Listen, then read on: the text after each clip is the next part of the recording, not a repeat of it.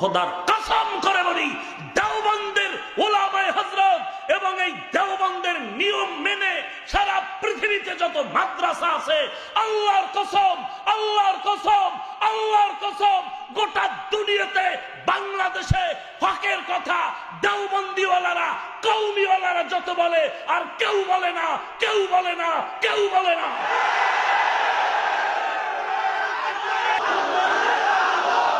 কি বুঝাইতে চাও? কি বুঝাইতে চাও? বুকের পাতা শক্ত থাকলে কোরআন আর হাদিস নিয়ে সামনে বস। কতটুকু পেরেছ?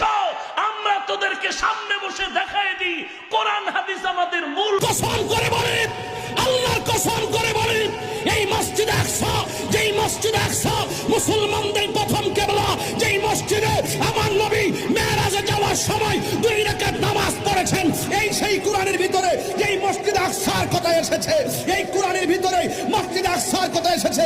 কোথায় এসেছে? সূরা বনী ইসরাঈলের প্রথমেই বলা হয়েছে সুবহানাল্লাযী আসরা বিআবদিহি লাইলাম মিনাল মাসজিদিল হারাম ইলাল মাসজিদিল আকসা।